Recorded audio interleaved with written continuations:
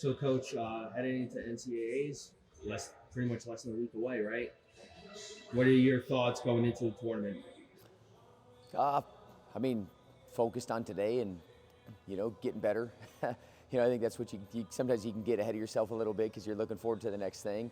We got our first round matchups and guys are focused on that. I think we covered a lot of ground throughout this year. I mean, our guys have gotten better. We got 5 guys that are going to their first tournament. But heck, when you got a guy like Parker who, I mean, he showed from the first tournament you can go place, you can go put yourself, to be able to win that dang thing from the start. So I don't know. I mean, just excited for the opportunity and see our guys compete, man. So, we'll take a step back here. What are your real, before we do get ahead, we're going to talk about the Big 12s a little bit. Talk about your team performance and how you think you performed. I know there were some crazy matches going on a little bit. Yeah, I mean, we had 3 guys in the finals and 2 champs. That's a real good thing. To have a couple champs, have a freshman champ. Happel had a couple tough Big 12s, and then he puts himself in the finals. When you see the growth that these guys are having, and you see these guys responding to the challenge, and then really you see how they've gelled together as a team. And we had some guys that they wanted to be the guy. Some of those guys were the guy for most of the year, and then they gotta accept their role and then do it as well as they can. I mean, I'm proud of how they've handled and managed that because that can be a tough thing. So our culture, what it's about, it's something bigger than themselves, and they've all bought into that, and they live it and breathe it, and then they go out and compete that way too. Was happy with our performance overall, but there's never going to be a tournament that I don't leave and wish that some guys got more out of it. I mean, that's just the nature of it. But college wrestling is as deep and tough as it's ever been. Yeah, and speaking of Big 12s, one match that really sticks out to me was 157, ultimate tiebreaker 3 times, right, with Daniel. Yeah.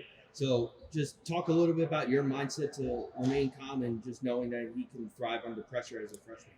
Well, I've watched this guy. I watched him from day one since he came in. But, one thing that, and he's a state of Iowa kid, and, heck, he stopped a 4-time state champ from winning his 4th, and how he did it.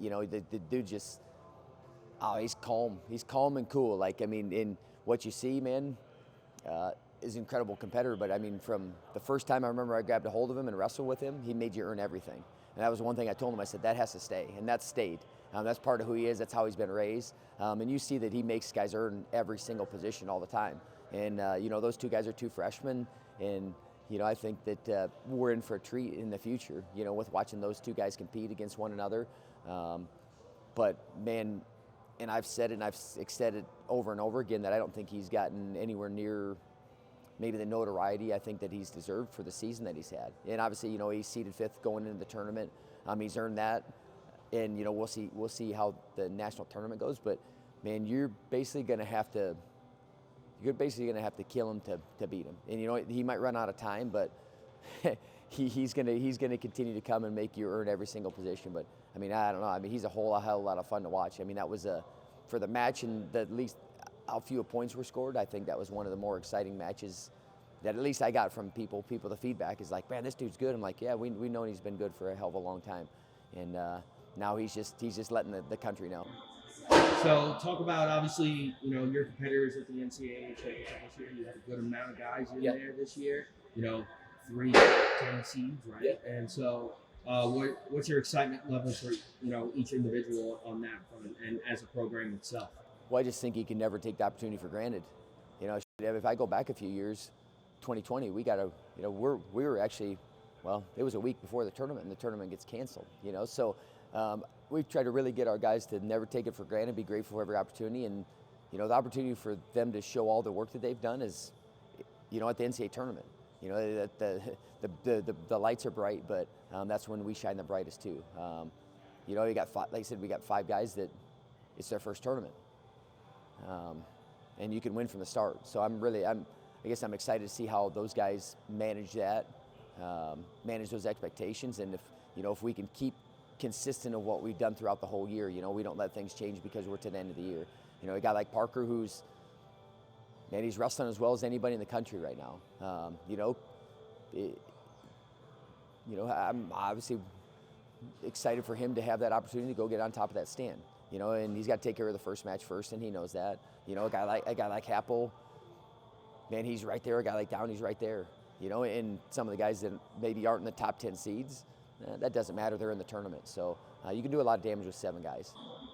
And speaking of expectations, obviously, you spoke about Parker a couple times, but his mindset has really been on another level this year. Just talk about like almost the improvements from last year to this year going into the tour. Yeah, and when you hear him talk a little bit, if you saw the consistent work that he does, if you saw how much he put in every single day, you're not surprised by you're not surprised by his results. None of his team are. I think what he's talked about a little bit is he's really enjoyed competing much more. And he's always been kind of in the process and in training and getting better and, like loving this part of it. But, his teammates have helped him really enjoy going out and competing, especially those freshmen, because they